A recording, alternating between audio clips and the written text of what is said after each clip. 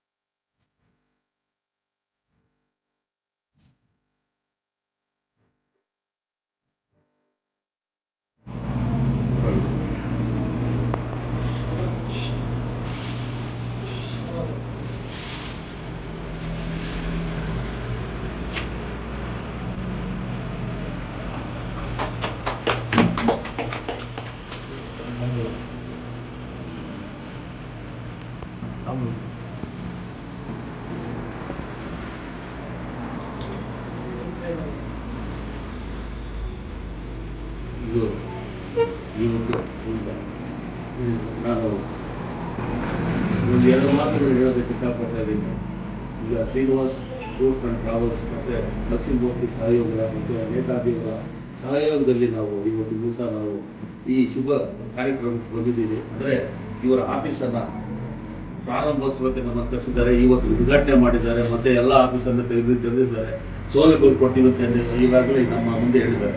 ಈಗ ನಾನು Chintamani Delhi crime news ಚಾನಲ್ನಲ್ಲಿ ನಾನು ವರದಿಗಾರನಾಗಿ ಕೆಲಸ ಮಾಡ್ತಾ ಇದ್ದೀನಿ. ಇದಕ್ಕೆ ಕಾರಣ ಕೂಡ ನೇತಾಜಿ ಸಿಂಗ್.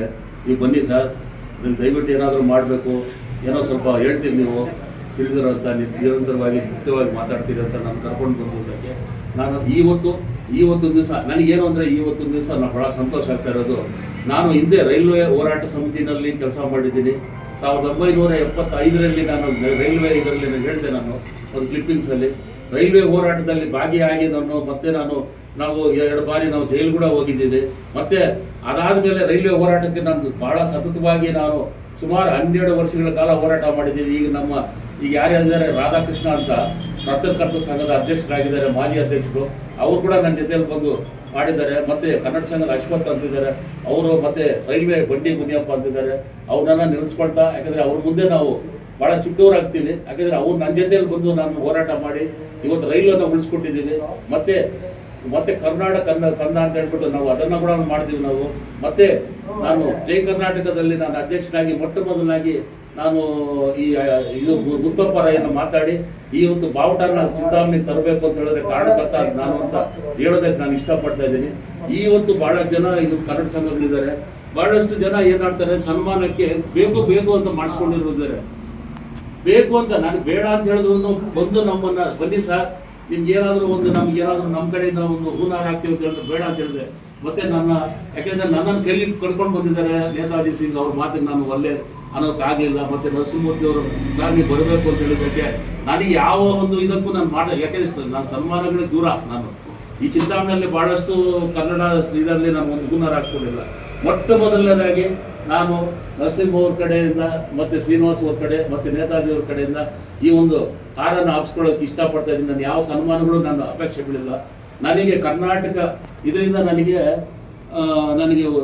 ಇವರು ಬರಗೂರು ರಾಮಚಂದ್ರಪ್ಪ ಅನ್ನೋರು ಪ್ರಶಸ್ತಿ ಕೊಟ್ಟರು ನನಗೆ. ಯಾಕೆಂದರೆ ಕನ್ನಡ ಪ್ರೇಮಿಯಾಗಿರೋದು ನನಗೆ ಸ್ಟೇಟ್ ಲೆವೆಲಲ್ಲಿ ಕೊಟ್ಟಿದ್ದಾರೆ. ಬಟ್ ಚಿಂತಾಮಣಿಯಲ್ಲಿ ಏನೋ ದುರಂತ ಅಂತ ಹೇಳಿದ್ರೆ ಯಾವೊಬ್ಬರು ಕೂಡ ನನ್ನ ಸನ್ಮಾನ ಮಾಡೋಕ್ಕೆ ಮುಂದೆ ಬರಲಿಲ್ಲ. ಯಾಕೋ ಗೊತ್ತಿಲ್ಲ. ಯಾಕಂದರೆ ನನ್ನ ಭಾಷೆ ನೇರವಾಗಿ ಮಾತಾಡ್ತೀನಿ ಅನ್ನೋದರಿಂದ ನಮ್ಮ ತಹಸೀಲ್ದಾರ್ ಆಗಿರಲಿ ಮತ್ತು ಯಾವುದೇ ಆಗಿರಲಿ ಸಂಘ ಸಂಸ್ಥೆಗಳು ಬರಲಿಲ್ಲ.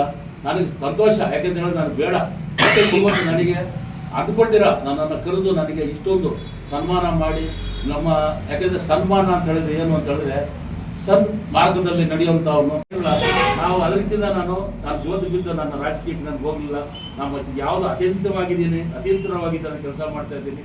ದಯವಿಟ್ಟು ಇದನ್ನು ನನಗೆ ನನ್ನನ್ನು ಇಲ್ಲಿವರೆಗೂ ಕರೆಸಿ ನನ್ನನ್ನು ಸನ್ಮಾನ ಮಾಡಿದಂಥ ನಮ್ಮ ನರಸಿಂಹಮೂರ್ತಿಗಳಾಗಿರ್ಬೋದು, ನಮ್ಮ ಶ್ರೀನಿವಾಸ್ ಅವ್ರಿಗಾಗಿರ್ಬೋದು, ಮತ್ತು ನಮ್ಮ ನೇತಾಜಿಯವರ ಸಿಂಗ್ ಆಗಿರ್ಬೋದು, ಮತ್ತು ಆಭಾರಿಯಾಗಿದ್ದೀನಿ ಭಾಳ ನಾನು. ಯಾಕಂದರೆ ನನಗೆ ಭಾಳ ಸಂತೋಷವಾಗ್ತಾ ಇದೆ.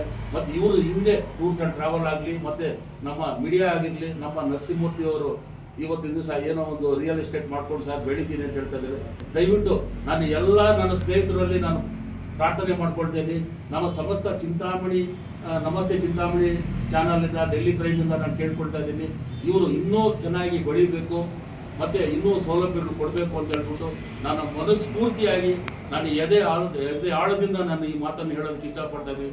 ದಯವಿಟ್ಟು ಪ್ಲೀಸ್ ನಮ್ಮ ಚಾನಲನ್ನು ಸಬ್ಸ್ಕ್ರೈಬ್ ಮಾಡಿಕೊಂಡು ನಮ್ಮ ಚಾನಲ್ ಕೂಡ ನಿಮ್ದು ಇದರಲ್ಲಿ ಬೆಳೆಸಬೇಕು ಅಂತ ಹೇಳ್ಬಿಟ್ಟು ನಾನು ಮುಕ್ತಕಂಠದಿಂದ ನಿಮ್ಮನ್ನು ಪ್ರಾರ್ಥನೆ ಮಾಡ್ಕೊಳ್ತಾ ಇದ್ದೀನಿ. ಜೈ ಹಿಂದ್, ಜೈ ಕರ್ನಾಟಕ.